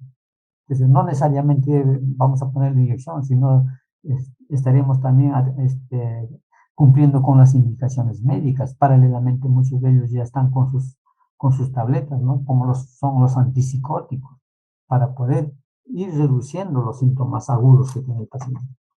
Entonces, ¿cuáles son los cuidados de agitación psicomotriz? Comunicación inmediata, ¿no? Hay muchos pacientes, por ejemplo, que están estables en el servicio de emergencia o en hospitalización, y muchos de ellos quieren irse a su casa porque ya tienen un buen tiempo de hospitalizados y presentan agitación psicomotriz. Entonces hay que actuar de la forma como ya les dije anteriormente, ¿no? La contención verbal, la contención ambiental, la contención farmacológica y por último la contención mecánica. Entonces, dentro de los cuidados, debes establecer contacto con el paciente de darle confianza, ¿no? Identificarnos con el paciente, mantener la serenidad y seguridad, persistir en usar la persuasión, mantener la distancia prudente, mantener una actitud tranquila pero firme. Caso no se dé, inicia la contención farmacológica bajo la supervisión. Informar sobre el procedimiento. O sea, ahora todas las acciones que enfermería hace tienen que estar plasmadas en la historia, ¿no? Porque no sabemos que en cualquier momento pueda suceder algún desenlace, entonces el único que te va a respaldar pues es la historia clínica. Ahora en la actualidad pues se auditan las historias, ¿no? Cuando hay un problema legal, ¿no? Entonces el juez pide levantar la historia y ahí está todas las acciones que tú has realizado para ver dónde ha sido la falla, si es que por decir, ¿no? Muchas veces el paciente fallece, ¿no? Por la medicación, o el paciente se ha aspirado, o el paciente se ha suicidado. Entonces, la única herramienta legal es la historia clínica. Entonces, todas nuestras acciones tenemos que escribir y plasmarlo en la historia clínica, porque es el único que nos va a defender, porque las palabras se llevan el viento. Entonces, trabajar con pacientes psiquiátricos es ir a la mano paralelo con la historia clínica, es ir monitorizando permanentemente sobre su evolución. Entonces, este es otro tratamiento que es muy antiguo, ¿no? La terapia electroconvulsiva, que es la descarga eléctrica, ya hasta la actualidad se aplica, ¿no? ¿Y quiénes son candidatos a recibir este tratamiento? Los pacientes que tienen con trastornos depresivos, sobre todo los pacientes que tienen depresión mayor y no salen de su cuadro, ¿no? Llevan tratamiento 1 mes, 2 meses, 3 meses, 4 meses y no salen de su cuadro. Vale decir que están con los mismos síntomas, no se ve mejoría, ellos son los candidatos a recibir la terapia electroconvulsiva. Otro tipo de pacientes son los episodios maníacos, los pacientes esquizofrénicos. Entonces son candidatos a recibir la terapia electroconvulsiva. Está contraindicado, por ejemplo, en pacientes psiquiátricos que tengan hipertensión intracraneal, problemas cardiovasculares o problemas de aneurismas. No es un tratamiento antiguo, pero sí da resultados en este tipo de patologías. Entonces, ¿cuáles son los cuidados de enfermería cuando se practica este tipo de tratamiento? No, antes del procedimiento es en ayuno absoluto, ¿no? Hay que colocar una vía porque muchas veces estos pacientes hay que sedarlos un poquito. Y más aún ciertos pacientes ya han recibido anteriormente, porque tienen una sensación desagradable, porque ya saben lo que es el electroplesia. Por eso el paciente que ha recibido esto muchas veces se va a negar, pero es la única alternativa que le queda para superar la situación que está pasando. El apoyo emocional es básico, ¿no? Información. El paciente tiene que estar bien aseado. Control de funciones vitales, retirar esmalte, prótesis dental, reloj. El consentimiento informado es básico para todo procedimiento médico, por más simple que sea, tiene que tener consentimiento informado. Dejar que exprese sus temores y miedos el paciente, ¿no? Porque para cualquier intervención tenemos que nosotros persuadir, orientar, explicarle de qué se trata el procedimiento, ¿no? Durante, registrar el tipo de convulsión. Entonces, la intervención de enfermería es permanecer al lado del paciente, porque el paciente lo que va a hacer va a hacer una descarga, como va a ser una descarga eléctrica, va a tener una crisis convulsiva, tener el equipo de expiración de secreciones, por si acaso. Y después observar, una vez que pase ya el tratamiento, es observación cercana, mantener las vías aéreas permeables, colocar en posición lateralizada, controlar las funciones vitales, dejar descansar al paciente y luego orientar, porque muchos de los pacientes no se van a acordar del tratamiento que le han puesto. Otro de los grandes problemas, que no es un problema psiquiátrico, pero es un problema neurológico, diríamos, pero muchos de ellos acuden al hospital Alcoyera, es los problemas de demencia. Esta población está aumentando cada día más. ¿Por qué? Porque la expectativa de vida pues está aumentando, ¿no?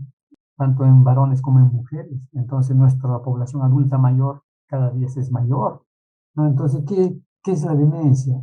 ¿No? Es la pérdida de la capacidad de las funciones intelectuales, caracterizada por la desorientación y la pérdida de la memoria. Muchos de los pacientes adultos mayores, peor aún si no tienen un soporte social, un soporte familiar. Muchos de ellos son erróneamente llevados al hospital con el propósito de que se hospitalizan, pero no es así. Lo único que hacemos es estabilizarlo y se van de alta lo más pronto posible a su casa, porque la demencia pues es más un problema degenerativo, ¿no? Es un problema irreversible, que poco a poco el paciente va a ir perdiendo sus capacidades, ¿no? Porque el paciente va a presentar delirios y muchas veces se va a agitar el paciente, no va a tener la misma conducta que un paciente psiquiátrico, ¿no? Con un problema tipo esquizofrenia. Va a alucinar, se va a sentir, va a presentar desorientación, pérdida de la memoria. Como ya dije, es irreversible y progresivo. Poco a poco va a ir perdiendo esa capacidad. Representa más del 50% de las demencias, más se ve en mujeres que en varones. Afecta a personas de cualquier nivel, estrato social. El 8% son mayores de 65. Cuando llegan a los 80 años es 40%. A los 65 ya a 90% de los adultos mayores, ¿no? Y muchos de ellos pues residen en sus domicilios, ¿no? Entonces, ¿cómo reconocer un tipo de Alzheimer? Nosotros que trabajamos con este tipo de pacientes, ¿no? Hay Alzheimer leve, moderado y grave. En el leve por lo menos te va a obedecer algo, te va a entender, pero en el moderado el paciente ya se va a desorientar, va a haber una alteración del lenguaje, no va a recordar nada, ni siquiera su dirección. Por eso que muchos de esos pacientes peligro que salgan a la calle, porque fácilmente se pierden, ¿no? Aparecen trastornos de alucinaciones, conducta agresiva, son incomprendidos, tanto verbal y físico, ¿no? Hay un insomnio permanente, afecta la memoria remota, mientras que en el Alzheimer tipo grave, pues hay un mutismo, ¿no? Están callados, tranquilos, hay una dependencia total, se abandonan los pacientes, no reconoce a sus familiares, no es consciente de los acontecimientos recientes, pérdida de la habilidad verbales, incontinencia urinaria, pérdida de la capacidad de alimentarse. En pocas palabras, el paciente se abandona. O sea, me pareciera que fuera un problema psiquiátrico, pero no es un problema de carácter neurológico. Entonces, los cuidados de enfermería también nosotros no estamos ajenos a atender a estos pacientes porque vienen frecuentemente. Entonces, es brindar el autocuidado, ¿no? Cuidado según su dependencia, ¿no? El cuidado básicamente va a radicarse o vamos a nosotros programar manejando lo que es el índice de CAP, ¿no? Ustedes ya habrán escuchado, ¿ya? El índice del CAP nos permite poder nosotros evaluar al adulto mayor o a la persona en cuanto a su higiene, ¿no? A su vestimenta, a su movilidad, continencia, usar el baño, alimentación. Entonces, el índice CAP te va a permitir evaluar cada uno de estos ítems. Entonces, de acuerdo a eso, pues tú harás tu valoración y podrás brindar la atención, ¿no? Ustedes saben que hay adultos mayores dependientes 1, dependiente 2, dependiente 3, dependiente 4. El 1 por lo menos hará una de las necesidades, por lo menos irá a los servicios higiénicos. O si no va a los servicios higiénicos, por lo menos podrá vestirse. Entonces en la dependencia 2 presentará 2 de ellos. En la dependencia 4 ya ninguno de ellos, ¿no? Es totalmente dependiente. El trabajo de enfermería empieza desde que amanece, ¿no? El paciente hay que levantarlo, hay que bañarlo, alimentarlo, movilizarlo. Entonces el trabajo es continuo, ¿no? La evaluación se trata de un instrumento para evaluar la independencia de un enfermo en cuanto a la realización de las actividades básicas de la vida diaria. En eso consiste el índice de CAP. Eso nos va a permitir planificar nuestro trabajo como en enfermería. Bueno, muchas gracias. Eso ha sido todo por hoy y espero si hay alguna pregunta. Buenas noches. Sí, buenas noches, buenas noches. Mister, buenas noches. Dígame. Bueno, realmente interesante explicación amplia. Gracias. Saludo a la institución y a todos los participantes. Cuando usted ha hecho su explicación, cuando habló de los 3 centros grandes psiquiátricos de Lima, del Perú, aparece una foto. ¿De cuáles instituciones es la foto, maestro? Es del Hospital Arculera. Es una foto de adentro, ¿no? Porque yo alguna vez fui a visitar ahí. ¿Cuál de ellos? A ver. casi al comienzo, cuando explicó los 3 centros psiquiátricos grandes del... Llega, A ver, el que ve, esa foto. sí, ese es el Hospital Arco Sí, Herrera. ¿ese es el Arco Herrera? Sí. Ah, mire, es uno de los lugares, es el más grande, me parece, de los 3, ¿no? En tamaño. Bueno, sí, en tamaño, mire, como para un poco ahondar, ¿no? El Hospital Arco Herrera, pues, que tenía algo de 21 hectáreas, que si usted conoce el hospital, era desde la Avenida del Ejército hasta la Avenida Javier Prado. Ah, Entonces, enorme. han pasado los directores, los gobiernos han ido cediendo el terreno, ¿no? Pero a pesar de eso, actualmente, a pesar de su reducción, este hospital sigue siendo grande. Es uno de los pioneros de Latinoamérica en cuanto a psiquiatría. Es el primer hospital a nivel de Latinoamérica en psiquiatría. En su momento estuvo en su apogeo, ¿no? Cuando se inauguró este hospital. Importante. Le pregunto, si quizás en un futuro corto alguien quisiera hacer ahí una especie de residentado o especialización, ¿se puede hacer esos trámites? Mire, lo que es, como usted sabe, toda institución tiene un convenio. Si usted, le pongo un ejemplo, ¿no? Si usted estudia en, no sé, pues en el instituto, vamos a suponer, ¿no? En el Instituto Daniel Asís Carrión, o si usted estudia en las peruanas, o si estudia en la Wiener, o si usted estudia en otra universidad que tenga convenio, ahí hacen sus prácticas. Mm, Pero muy distintamente, si usted desea ir cuando se normalice esto, usted me da una llamada y usted gustosamente le hago conocer el hospital. sí, es interesante al menos cuánto que aprender, ¿no? Porque si uno se ve a este campo de la salud mental, se ha vuelto un campo realmente tan amplio para aprender en este caso, ¿no? Una cosa es que yo lo hable, otra cosa es que tú lo veas in situ, en el problema, por ejemplo, ver, y seguro que te va a impactar ver los pacientes, por ejemplo, que viven los pacientes con retardo mental. No tienes idea cómo están los pacientes, ¿no? ¿Cuál es su día a día? ¿Cuál es la atención de enfermería, la asistencia que se le da a ellos, pacientes? Y así como tenemos los demás servicios, ¿no? Pacientes crónicos, los pacientes agudos, los pacientes geriátricos. Entonces, cada servicio es distinto a otro. Es un mundo, ¿no? Es un mini mundo adentro. Maestro, una pregunta en este caso. ¿La salud mental se va a ir agravando más y más? Como dije en un instante, efectivamente la depresión está, o el trastorno mental en general, está en aumento.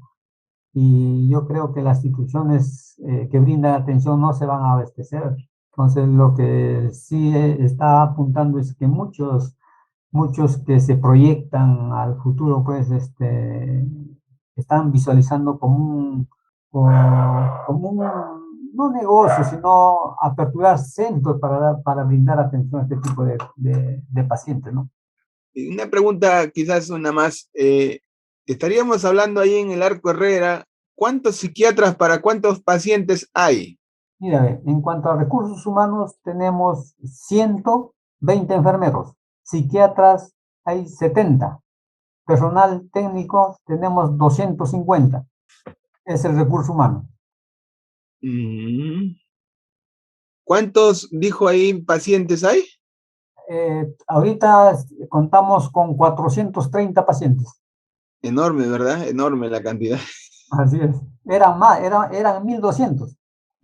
¿Qué pasó ahí? Lo que pasa que los pacientes van envejeciendo, entonces van falleciendo. Tú sabes que antiguamente, pues como dije al inicio, los pacientes se quedaban porque la familia no daba una dirección exacta y el paciente que ya se quedaba no había forma de ubicar a la familia, lo cual actualmente no sucede. Ahora se queda un paciente, le piden la dirección, copia del DNI, número de celular. Antiguamente pues no había celulares, no, tú confiabas en la palabra del familiar y cuando estaba de alta, échate a buscar, no lo encontrabas. Entonces así tenemos cientos de pacientes que se han quedado. Entonces, esa población que ha sido 1000, lógicamente, ahora los pacientes que se hospitalizan están máximo 2, 3 meses y salen de alta.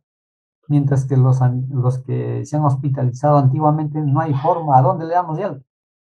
Entonces esa población de 1000 se va reduciendo conforme van envejeciendo. Bueno, las enfermedades son propias del adulto mayor, entonces van falleciendo, por eso es que la población va disminuyendo, va disminuyendo. Muchas gracias, muy amable. No se preocupe, no se preocupe, gracias a usted. Gracias. Buenas noches, licenciado. Buenas noches, qué gusto. Bueno, aquí hay una gran preocupación por cuándo nosotros, o sea, los ciudadanos, podríamos ser atendidos en salud mental en el domicilio. Hoy en día,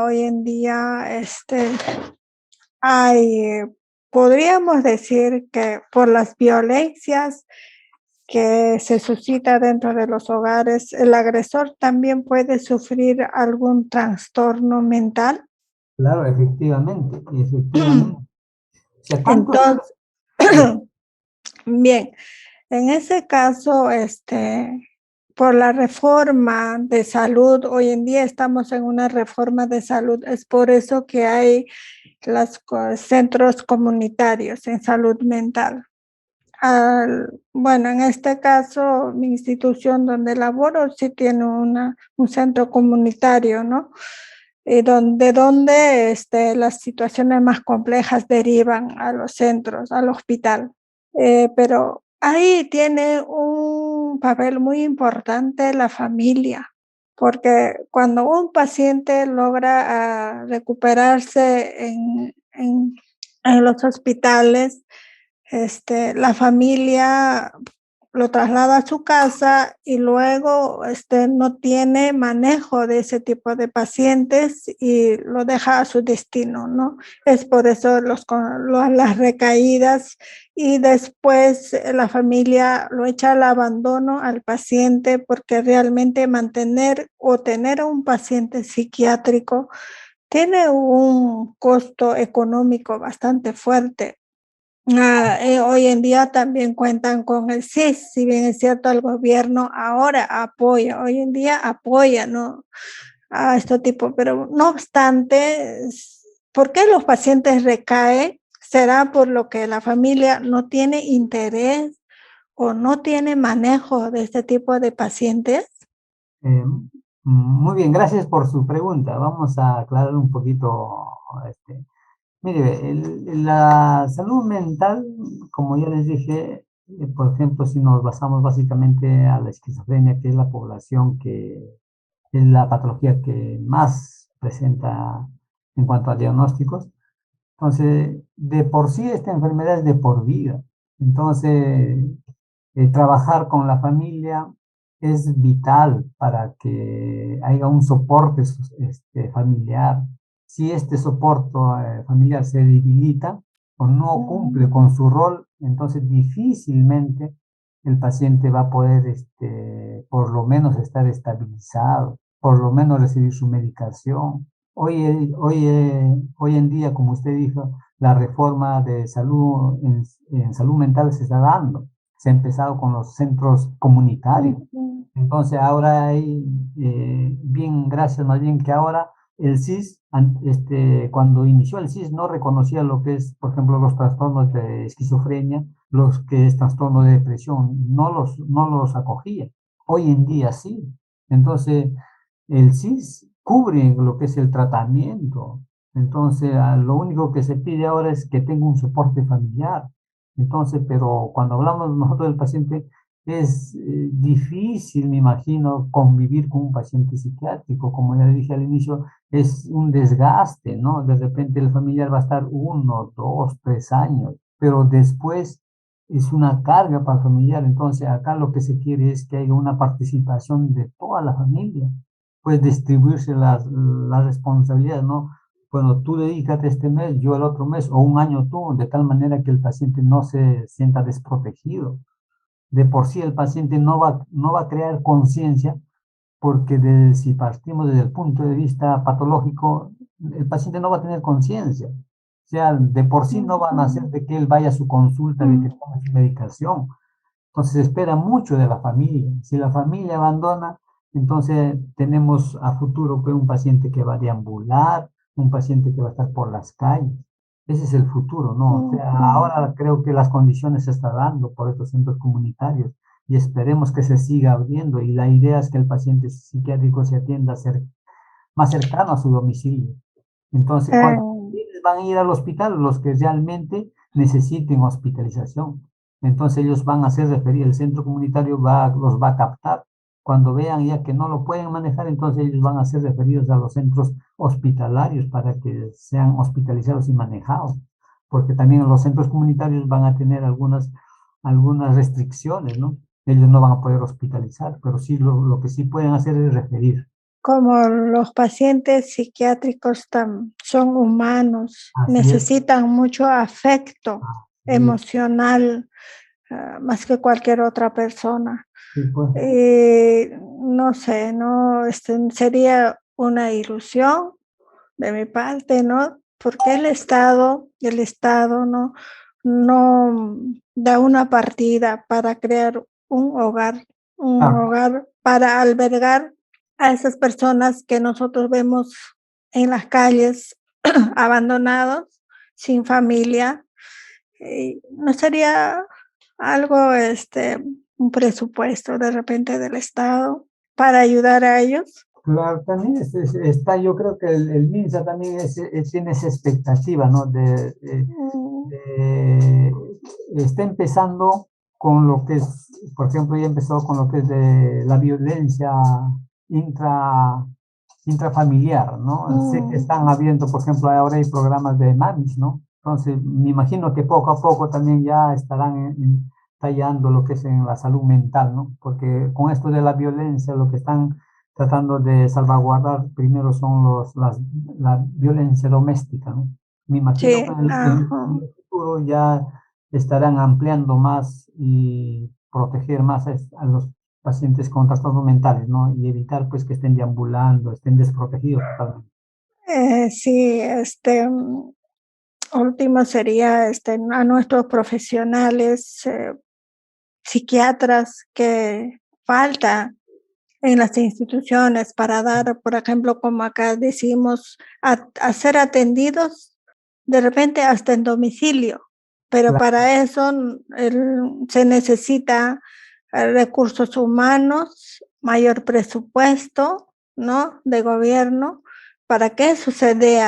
Cuanto más por de repente se podía trabajar para dar una atención, medidas para prevenir, ¿no? Para prevenir o captar tempranamente a pacientes en hogares que hay problemas, de repente, ¿no? Y se podría controlar que la enfermedad avance. claro, por eso es vital hacer un diagnóstico oportuno, Ujú. ¿no? Para poder, y de repente, y nosotros en nuestro caso, como atendemos a pacientes farmacodependientes, nuestra especialidad en un centro de rehabilitación, trabajo, y de repente, no muy, ¿cómo se podría decir eso? Podríamos dar charlas en los pueblos para prevenir del consumo de sustancias. Eso era la proposición que se hacía a nuestra institución, pero por falta de presupuesto no se puede hacer ese trabajo. Pues, Y aún así, para poder captar pacientes, captando en los colegios de repente, ¿no? En las comunidades, pero pienso trabajando en equipo de manera alturada se podría lograr de repente que nuestra salud mental tenga éxito. así es, efectivamente, ¿no? Y el trabajo tiene que ser más comunitario. Ujú, Evitar, correcto. minimizar las hospitalizaciones para, para hacer un diagnóstico precoz, ¿no? Eso dependería mayormente del gobierno que se Así es. preocupe más en salud mental. Así es, claro, es un problema. Como es de salud pública, entonces ya Ujú, que el gobierno no asume esa responsabilidad y poder dictaminar algunas normas, leyes en favor de esta población desprotegida. Exactamente. Muchísimas gracias, Magister, por A su usted. atención. Quizás las tontas preguntas que le hago. Muchísimas gracias. Está bien, estamos en contacto. Muchas gracias, cuídese. Bien, gracias. Hasta luego. Gracias. A usted. ¿Habrá alguna otra pregunta, alguna inquietud?